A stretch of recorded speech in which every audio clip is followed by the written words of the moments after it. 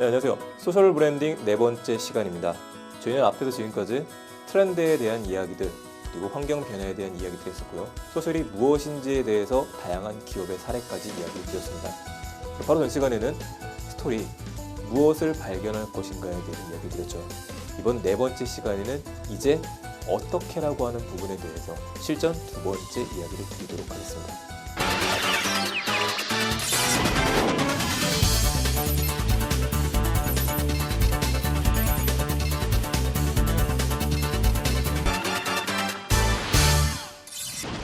소셜 브랜딩 어떻게 만들어야 될까요? 무엇을 스토리에 해당했다면 어떻게라는 부분은 전략적인 내용들입니다. 이제부터는 소셜 브랜딩을 전략적으로 접근할 수 있는 방법에 대해 이야기 드리겠습니다. 스토리는 하나의 멋진 문장, 단어, 컨셉과 이미지를 생각하면 되신다고 했습니다. 자, 우리가 어떻게를 들어가기 전에 앞서서 생각해야 될 부분, 타겟이 명확해야 됩니다. 누가 우리의 이야기를 들어줄 사람인가? 무엇을 어떻게 그리고 누구에게 어디에서 전달할 것이냐, 이게 소셜 브랜딩의 흐름입니다. 타겟이 명확해야 되는 이유는 이렇습니다. 만약에 우리가 컨셉을 명확하게 해서 스토리를 정말 좋은 내용들로 포장을 했습니다. 근데 이 스토리들이 필요 없는 사람들한테 이야기가 된다면 어떻게 될까요? 예를 들어보자면요, 저희가 만든 상품은 A라고 하는 정말 혁신적인 의료기기에 쓸 수 있는 상품입니다. 그런데 의료기기를 필요하지 않은 사람들, 대학생들한테 이런 이야기를 한다면요, 대학생들한테 마케팅을 한다면 전혀 관심이 없는 사람들이 저희 페이스북 페이지에 와서 좋아요를 누르고 활동을 하겠죠. 그럼 그 친구들한테 아무리 브랜딩이 된다고 하더라도 직접적인 성공과 영향으로 이어지지는 않습니다. 그래서 저희가 컨셉과 스토리를 잡는 것은 사실상 자유입니다. 스토리 마이닝을 하는 단계에서는 어떤 것인지 상상해서도 관계는 없습니다. 스토리는 자유로워야 되니까요. 다만 상품을 전달하고자 할 때, 타겟을 잡고자 할 때에는 예전 영화 What Women Want에서 나왔던 말처럼 그 영화 모든 걸 이야기해 주죠. 내가 원하는 게 아니라 고객이 듣고 싶어하는 스토리, 고객이 무엇을 원하는가, 거기에 초점을 맞춰서 이야기를 해야 됩니다. 페이스북에서 팬페이지에 좋아요가 아무리 많아진다고 하더라도 착각하시면 안 되는 것 중에 하나, 페이스북의 좋아요는 살교가 아닙니다.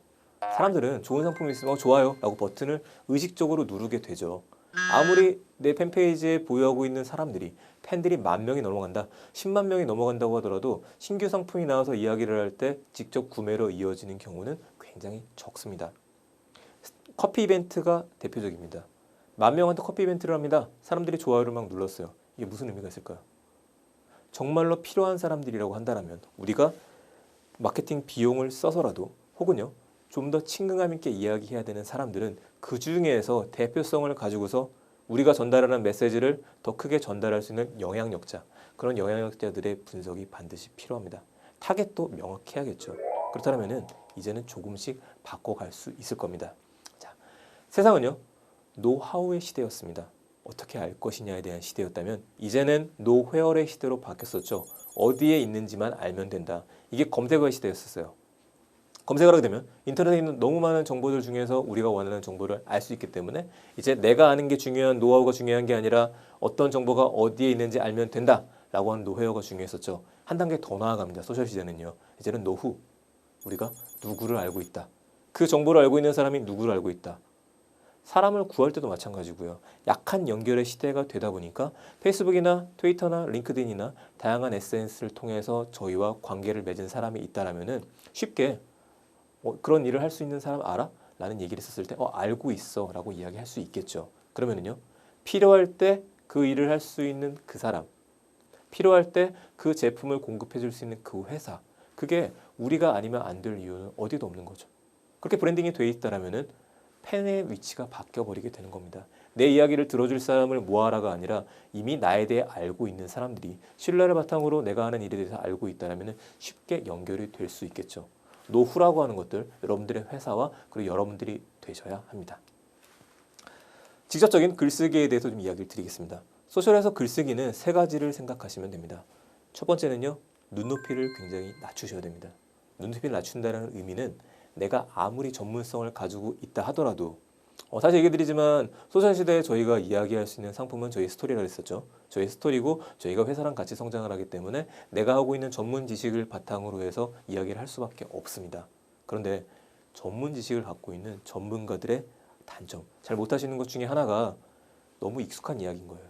전문가들은 사용하는 용어 자체가 너무 일상적으로 하다 보니까 익숙합니다. 근데 일반인들은 잘 모르죠. 그러면 풀어서 설명을 하셔야 됩니다. 풀어서 설명을 하고 두 번째는 짧게 이야기를 하셔야 돼요. 트위터가 150자로 정해져 있었던 이유는 있습니다. 정해졌음에도 불구하고 국내에서는 너무 많은 이야기를 하는 게 많아지다 보니까 늘려서 이야기할 수 있는 어플리케이션도 굉장히 많이 나왔었죠. 근데 본연의 모습으로 돌아가서 짧게 이야기하시는 습관을 가지셔야 됩니다. 사람들은 래피드, 너무 바쁜 세상이기 때문에 긴 글을 보면 이제 질려버려요. 스크롤도 내리기가 힘듭니다. 앞에 있는 두 줄 정도 문장, 신문으로 따지면 헤드라인만 보고서 넘기는 경우가 많아졌죠. 그러면은 강렬하게 이야기하겠죠. 짧게 이야기를 하시고 서술형이 아니라 핵심적인 요소, 전하고 싶은 것을 먼저 이야기하고 그 다음에 부연 설명이 들어가는 글쓰기 습관을 가지시는 게 좋습니다. 마지막으로 소셜에서 회사의 계정이든 개인의 계정을 가지시든 활동을 하는 경우에 다른 사람들의 이야기에 댓글을 달고 싶다라면, 답을 하고 싶다라면은 반드시 그 글이 의미하는 것을 읽고 나서 이야기를 하셔야 됩니다. 이게 어려우신 이야기일 수도 있어요. 요즘에 좋아요를 누르는 속도가 너무 빨라지다 보니까 글을 읽기도 전에 이 사람 내 친구가 올린 글이네, 내가 일단 좋아요부터 눌러줘야지, 그래서 정말 좋은 것 같아요 라고 얘기를 했는데 나중에 여러분들이 진지하게 앉아서 그 이야기를 읽어보니까 의견이 안 맞을 수도 있는 거죠. 그러면 바꿀 수가 없습니다. 수정하기는 정말 더 어렵습니다. 세 가지 이야기 드렸습니다. 눈높이를 낮추시고요, 짧게 이야기를 하시고요, 반드시 읽고서 답을 달자라는 너무 쉬운 이야기를 좀 드렸죠. 정보 전파 수단의 변화 좀 이야기 드릴게요. 저희가 블로그의 시대, 티스토리나 네이버 블로그 이런 것들은 일반적으로 전달하는 방식과 그리고 사람들의 이해를 전제로 합니다. 그거는 글이 길기 때문이에요. 사람들은 전달된 내용을 100% 이해를 해야지만 답을 달 수도 있었죠. 그리고 검색을 해야지만 그 블로그를 확인할 수가 있었습니다. 두 번째 단계인 트위터하고 페이스북으로 변화되기 시작하면서는 전파 속도가 너무 빨라졌죠. 그래서 짧은 글이 유행을 하기 시작했습니다. 마지막으로 이제 제3세대 정보수단이 나오기 시작했죠. 대표적인 핀터레스트. 핀터레스트는 글도 필요 없다. 사람들이 마음을 쏟게 만드는 거는, 공감을 얻어낼 수 있는 거는 이미지다. 그쪽으로 접근을 들어갔습니다. 그래서 이미지로 말을 할 수 있게 됐죠. 근데 아직까지는 핀터레스트라든지 이미지를 통한 SNS가 활성화되지는 않았기 때문에 몇 년 정도 더 걸릴 거라고 예상을 하고 있습니다. 그래서 페이스북이나 트위터에 글을 올릴 때에도 잘 보시면은 어떤 사람들은 텍스트된 메시지만 올립니다. 텍스트된 메시지를 올릴 경우에는 트위터 알고리즘상 사람들한테 알려지는 수단 중에서 노출이 빈도가 굉장히 적습니다. 그 다음 수단은요, 어느 정도 링크를 가지고 있는 것들이라면 효과가 좀 크겠죠. 근데 가장 큰 효과가 있는 거는 바로 앞에 있는 강의에서 제가 프링글스 얘기를 드리고 리디북스 이야기를 드리고 꽃집아재의 꽃이라는 걸 보여드렸을 때 각각 이미지들을 가지고 있습니다. 이미지를 포함하는 것들, 사진이 들어가 있는 것들이 노출 속도는 더 많습니다. 자, 저도 바쁘고 여러분들도 바쁘고 우리의 글을 보는 사람들도 바빠요. 바쁠 때 긴 글을 읽을 시간이 없죠. 그렇다면은 타임라인, 페이스북의 타임라인을 보다가 이미지가 있는 글이면 먼저 손이 갈 수밖에 없습니다. 이미지가 있는 글을 쓰셔야 된다는 거 네 번째로 해서 다시 이야기 드리겠습니다. 소셜에서 글쓰기 세 가지입니다. 눈높이를 낮춰라, 짧게 이야기를 해라, 읽고 이야기를 해라, 마지막으로 이미지가 있는 이야기를 해라. 네 가지 기억해 주시기 바랍니다. 이게 또 너무 어렵다라고 생각하시면은요, 제가 넬슨 만델라가 얘기한 그 명언을 하나 좀 소개를 드리겠습니다. 상대방이 이해하는 언어로 이야기를 하면은 상대방은 머리로 받아들인다라고 합니다. 하지만요, 상대방이 쓰는 언어로 이야기를 하면 그는 마음으로 받아들인다라고 하죠. 이제 지성의 시대라기보다는 감성의 시대로 점점 접어들고 있습니다. 누가 사람들의 감성을 자극할 수 있는지, 어떤 언어로 이야기를 할 것인지 고민해 보시기 바랍니다. 그렇다면 무엇을 어떻게 누군가에게까지 얘기가 됐다면 마지막에 남은 질문은 어디에서 이런 소셜 브랜딩 활동을 할 것인가겠죠. 어디에서에 해당하는 것들이 바로 다양한 소셜 미디어의 수단들입니다. 소셜 미디어 생각할 수 있는 것들 한번 떠올려 보면요, 블로그가 있을 거고요, 트위터, 페이스북이겠죠. 이거는 생각할 수 있는 3대 수단 중에 하나입니다. 조금 더 들어간다면은 팟캐스트, 요즘에 이슈가 되고 있는 카카오 스토리, 카카오 앨범, 유튜브, 직접적인 링크드인, 링크나우 같은 서비스들이 너무 많습니다. 많아도 너무 많기 때문에 이 모든 거를 다 활동을 하고서 관리한다는 건 말도 안 되는 이야기고요. 대신에 여러분들이 싸워야 되는 무대, 어디에 살 것이 전장을 선택하셔야 되기 때문에 각각 서비스들을 비교해 드리도록 하겠습니다. 먼저 블로그는요. 네, 티스토리라고 하는 블로그가 있죠. 티스토리는 대표적인 블로그 중에 하나입니다. 다음에서 만든 서비스인데 다음이라는 색깔 자체가 많이 빠져 있죠. 일반 사람들 같은 경우에 모르는 경우들이 좀 많습니다. 티스토리의 가장 큰 장점은 자율성입니다. 자율성이라는 게 어느 기업에서 만들어서 무료로 공개를 하는 블로그 사이트임에도 불구하고 조금의 HTML 지식이 있다라고 한다라면 뭔가 홈페이지를 만들 정도의 수준은 아니더라도 약간의 수준이 있다라고 한다라면은 자기가 원하는 대로 블로그를 마치 홈페이지처럼 꾸밀 수가 있습니다. 그래서 많은 기업들이 회사에 홈페이지가 있는데도 불구하고 티스토리 계정을 만드는 이유는 접근성이 편하기 때문이겠죠. 접근성이 편하다는 얘기 그렇게 생각하시면 될 것 같습니다. 저희가 어떤 제품이 궁금한데 그 제품에 대해서 어느 기업의 홈페이지에 들어가게 되면은 뭔가 너무 노출되어져 있는 것들, 내가 원하는 정보가 아니라 그 회사에 있는 정보까지 보게 되죠. 그러니까 불편합니다. 약간 좀 격식을 가진 사람이랑 정장을 입은 사람이랑 이야기하는 것과 같아요. 그런데 티스토리 같은 블로그들은 정장을 입은 사람이랑 얘기하는 게 아니라 좀 청바지를 입고 있는 편하게 이야기할 수 있는 사람이 이거 정말 좋아요 라고 얘기할 수 있게 좀 가볍게 보이는 거죠. 그렇기 때문에 블로그들이 활성화되고 있는 것 중에 하나입니다. 만약에 개인적인 차원에서나 회사적인 차원에서 블로그를 처음 시작한다라고 하면은 티스토리에 있는 카테고리를 반드시 봐주시길 바랍니다. 우수 블로그에 클릭하시고요. 카테고리를 보게 되면은 IT, 미디어, 사진, 생활, 여행 굉장히 다양한 카테고리들로 운영되어져 있는 걸 볼 수 있습니다. 우리는 모든 일에 전략이 필요합니다. 전략을 볼 수 있는 방법 중 전략을 구상하는 것 중에 가장 좋은 거는 많은 정보를 수집하는 거죠. 많은 정보를 수집한다는 것은 다른 사람들이 어떻게 활동을 하고 있는지를 보는 게 필요합니다. 그렇다면요, 우수 블로거들이 어떤 식으로 글을 쓰고 있는지, 어떤 메시지들을 전달을 하고 있는 건지, 같은 제품에 대한 리뷰라도 어떤 이미지를 쓰고 있는지를 먼저 카테고라이징을 해서 흐름을 보고 구독을 해서 분석하는 것들이 필요합니다. 더 나아간다면요, 이렇게 블로그를 운영할 자신이 없으시다라고 하면은 잘 하고 계시는 분들한테 다시 서로 협의를 통해 가지고 부탁을 할 수도 있는 거겠죠. 어쨌든 블로그를 운영하시겠다라면은 글을 생성하는 것보다 더 중요한 건 유지하고 관리하는 일입니다. 글만 썼다고 끝내는 게 아니라 티스토리 같은 경우에는 관리자 페이지를 주고 있습니다. 네이버도 마찬가지고요. 관리자 페이지 들어가서 우리가 올린 글 중에서 노출수가 가장 많은 글이 도대체 뭔지, 사람들은 어떤 통로를 통해서 우리 사이트, 우리 블로그에 들어오게 되는지, 키워드는 어떤 것들이 맞는지, 이런 것들을 매번 하나하나씩 볼 수는 없겠지만 적어도 일주일에 한 번 정도, 한 달에 한 번 정도씩 정해진 날짜에는 분석을 해서 꾸준히 바꿔주는 노력이 있어야 됩니다. 자, 소셜은 꾸준하셔야 돼요. 앞에서 제가 유지성이랑 지속성에 대해서 이야기를 드렸습니다. 꾸준히 업데이트를 하기 위해서는 여기도 전략이 들어갈 수밖에 없겠죠. 네이버 블로그는 티스토리 블로그하고는 약간의 차이를 갖고 있습니다. 티스토리는 얼마든지 본인이 꾸밀 수 있기 때문에 여러분들이 원할 경우에는 다른 회사의 광고라든지 여러분들의 있는 회사 상품들에 대한 배너들을 마음대로 제작을 해서 넣을 수가 있습니다.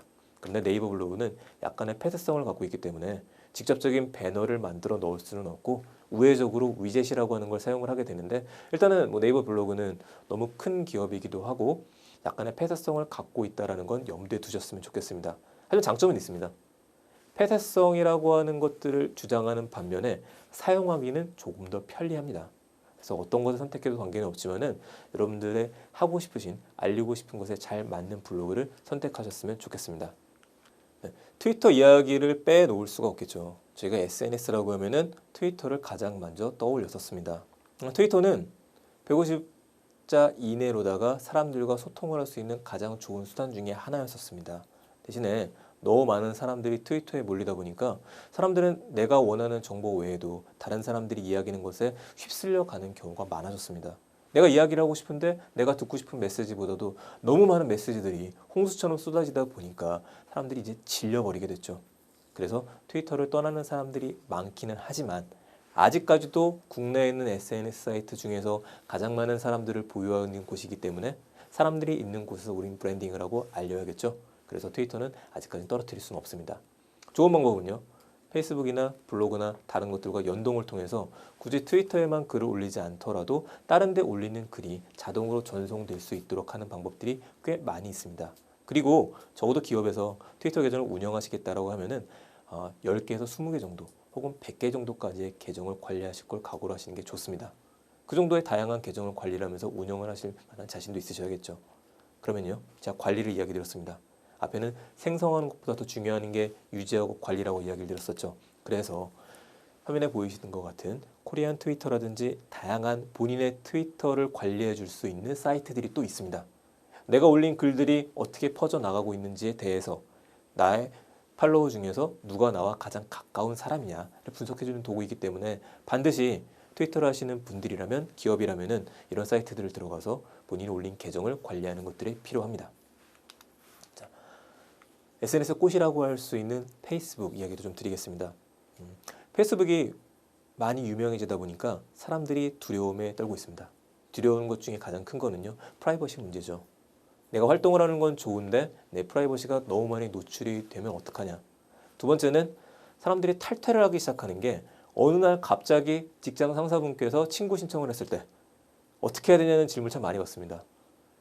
대부분의 경우들이 그때부터 페이스북을 끊어버리세요. 탈퇴를 하는 거죠. 혹은 페이크 계정이라고 하는 다른 계정으로 몰래 활동만 하시고 좋아요도 안 누르고 다른 사람들이 활동하는 것만 주시하시는 분들이 꽤 있습니다. 그래서 한 가지 룰이 있으셨으면 좋겠어요.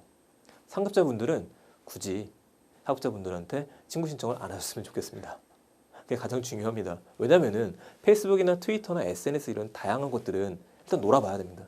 놀아봐야 한다는 게 그 안에서 활동도 해보고 사람들이랑 즐겨봐야지만 새로운 아이디어를 만들어낼 수 있는데, 이게 일이 되어버리게 되면은 내가 하는 일을 내 윗사람이 다 알고 있다? 그럴 수는 없거든요. 가끔 가다가 저희가 회사에 대해서 불만을 토로해야 될 때도 있을 텐데 그런 것들을 보게 되면 문제가 심각하겠죠. 나 혼자서 답답해서 글을 썼는데 내일 아침에 출근을 해보니까 위에 계신 부장님이 어제 힘든 일이 있었다며 이렇게 얘기를 하게 되면 이게 난감해지는 거죠. 자, 그렇더라도 페이스북 세 가지로 나눠지기 때문에 여러분들이 굳이 노출을 안 하셔도 즐길 수 있고 활동할 수 있는 방법들을 좀 이야기 드리겠습니다. 페이스북은 타임라인과 그룹과 페이지로 나누어집니다. 타임라인은 여러분들의 친구들이 올리시는 글을 볼 수 있는 거고요. 혹은 여러분들이 올리시는 글이 다른 사람들한테 노출이 되는 걸 의미합니다. 그래서 대표적인 페이지죠. 근데 프라이버시를 위해서는 이쪽 활동을 안 하시겠다라면은 그룹 활동을 하시면 됩니다.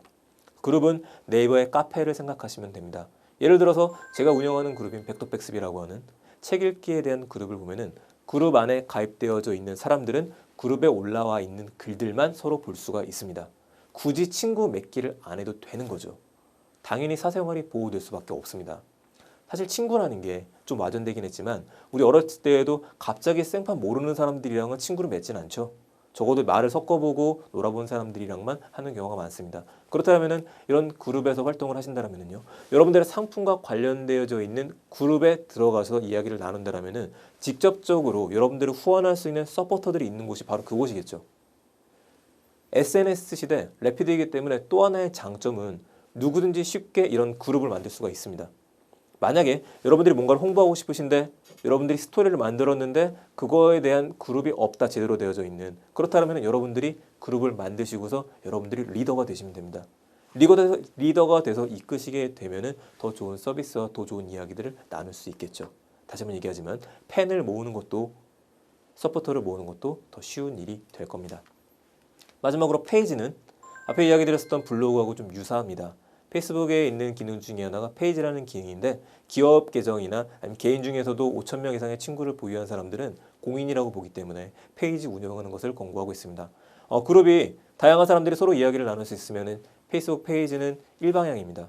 상품에 대해서 알릴 수 있고 이런 것들을 광고할 수 있는 페이지가 홈페이지라고 생각하시면 되는데 여기서도 이제 주의하실 점은 페이지를 만들었다고 해서 광고할 만한 수단이 있을 때 거기에 올리고 끝내는 게 아니라 앞서 얘기 드렸던 고양시청의 사례나 다양한 사례들처럼 끊임없이 사람들이 물어보는 질문에 소통을 하시고 대화를 해주셔야 됩니다.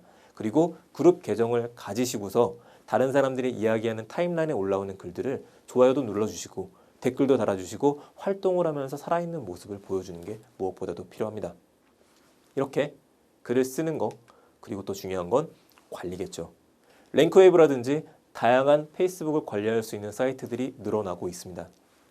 이런 사이트의 특징은 여러분들이 활동하고 있는 지수를 보여주기도 하고, 여러분들이 글을 올렸었을 때 그 글에 대한 반응 속도를 보여주기도 하고요. 글을 올릴 때 누가 가장 많은 댓글을 달려주는지, 누가 가장 많은 좋아요를 눌러주는지, 누가 여러분들의 글을 링크를 해줄 수 있는지를 보여줍니다. 이 이야기는 여러분들이 페이지를 만들어서 어떤 제품을 홍보했을 때 끊임없이 잘 활동을 해주는 사람이 있다. 그러면은 그 사람부터 여러분들이 전파를 하고 챙길 수 있도록 돼야 되겠죠. 이렇게 관리하는 습관 무엇보다도 필요합니다. 몇 가지 약간 좀 마이너한 얘기를 드리자면요. 팟캐스트 역시도 소셜 브랜딩을 하는 데 있어서 좋은 수단이 될 수 있습니다. 연합인포맥스라든지 큰 대기업들 외에도 개인적인 활동을 하시는 분들도 팟캐스트 활동하는 경우들이 많아지기 시작했죠. 팟캐스트가 아직까지는 개인이나 작은 중소기업들 혹은 대기업이라도 어떤 상품 홍보하는 데 있어서는 경쟁력 있는 가장 좋은 공간 중에 하나입니다. 특히 제가 운영하고 있는 세컨드 브레인 연구소나 디지털 히어로라고 하는 팟캐스트 같은 경우에는 각 분야에서 10위권 안에 들어가고 있습니다. 저희가 이런 방송을 하는 데에는 큰 돈이 들어가지 않는 게 또 장점이죠. 서버에 올리는데 전혀 비용이 들지 않고요. 마이크 장비들 이런 것들도 주변에 흔히 가지고 있는 아이폰이나 스마트폰의 스피커폰 혹은 노트북에 녹음을 해서 인코딩 굉장히 쉽게 할 수 있습니다. 방법만 생각하면은 여러분들의 제품을 홍보할 수 있는 수단들이 너무 많이 널려져 있는 거죠. 그렇다면요. 한번 그렇게 시도해 보시는 건 어떨까요? 회사에서 상품에 대한 브랜딩을 하고 난 후에 그 브랜딩에 관심 있는 사람들을 몇 명 모아놓고서 그 사람들이 방송을 하는 겁니다. 그냥 서로 이야기하는 것들을 찍는 거죠. 대본도 필요 없고 상관없습니다. 하고 싶은 이야기들을 하면서 홍보할 수 있는 것들, 재미로 시작하는 방송, 오늘이라도 당장 시작할 수 있는 수단 중에 하나입니다. 또 한 가지 팟캐스트가 약간은 좀 아이폰이나 그쪽에 특화가 되어져 있다 보니 저희가 빼놓을 수 없는 서비스 중에 하나가 동영상으로 제대로 광고를 할 수 있는 유튜브를 빼놓을 수는 없죠. 최근에 유튜브는 또 광고를 허용을 했기 때문에 KBS, SBS부터 시작해서 다양한 회사들도 다양한 방송사들도 이제 자기네들이 드라마를 찍고 나서 드라마를 클리핑해서 광고를 붙여서 올리는 수단도 좀 쓰고 있습니다. 유튜브는요. 대표적으로 두 분의 브랜드로 좀 들 수 있는데 염지용 대표님 같은 경우에는 여러분들 아실 것 같은데요. 그 옷걸이 독서대로 일약 스타가 되셨었습니다. 옷걸이 독서대 특이하시죠? 집에 있는 흔한 옷걸이를 벤치로 구부려서 책을 볼 수 있고 태블릿 PC를 올려놓을 수 있는 독서대를 만들었어요. 본인이 의도하지 않았습니다. 촬영을 의도하지 않았어요. 그걸 봤었던 친구가 야 이거 재밌겠다 하면서 동영상을 찍어서 유튜브에 올렸는데 일약 스타가 됐죠. 재밌으니까. 방송 출연도 많이 하시게 됐고 지금 몇 년 되지도 않았었지만은 영국 왕립미술학교에서도 굉장히 아이디어를 뽐내시면서 패셔니스트로 열정을 가진 존재로 활동을 하고 있습니다. 또는요. 격투기 해설가로 활동도 하고 계시고 프로레슬링 선수로도 활동을 하고 있는 김남훈 이사님의 경우에는 격투기 해설가가 되고 싶었는데 격투기 해설을 맡기는 데가 없는 거죠. 어떻게 했습니까? 유튜브를 할 수 있으니까 개인이 가지고 있는 UCC를 활동을 할 수 있으니까 TV에 관심사가 있었던 로킥이다. 그럼 로킥을 실제로 맞아보기도 하고 맞는 장면을 찍기도 하고 본인이 해설을 하셨었죠. 그런 것들 유튜브에 영상을 올리다 보니까 사람들의 전파가 되기 시작한 거죠. 수단 별거 없었어요. 스마트폰 혹은 촬영 장비 주변에 흔히 가지고 있는 걸로 시작을 했던 거였었죠. 중요한 건 스토리였으니까요. 스토리고 꾸준히 무언가를 알리기 시작했습니다. 지금 어떻습니까? 이미 책도 여러 권을 출판하셨었고 맹활약을 하고 계시죠. 자, 이제 3세대 SNS라고 얘기하고 있는 국내에서만 그런 것 같기는 한데요. 얘기하고 있는 카카오 스토리 얘기를 좀 드리면은요. 카카오 스토리로 여러분들이 뭔가 마케팅을 한다는 거는 아직까지는 좀 지양하시는 게 좋을 것 같습니다. 왜냐하면 페이스북과 트위터가 너무 커져버린 SNS라고 하면은 이제는 사람들의 흐름이 너무 많다 보니까 질려하는 경우들이 생기고 있습니다. 그래서 마이크로 SNS가 뜨기 시작했죠. 마이크로 SNS라는 거는 정말 나하고 친한 사람들만 공유를 하고 싶다. 그거에 대한 수단이 카카오 스토리가 되기 시작했는데 이쪽에서 홍보를 하기 시작한다. 사람들한테 반감이 나올 수밖에 없고 오히려 본격적으로 마케팅만 하고 싶으시다라면은 링크드인이라는 서비스나 링크나우 같은 서비스를 통해서 직접적인 마케팅을 하시길 바랍니다. 자, 여기까지 이야기를 드렸고요. 다음 시간에는 글쓰기 외에 저희가 생각해야 되는 다양한 리스크에 대해서 이야기 드리도록 하겠습니다. 감사합니다.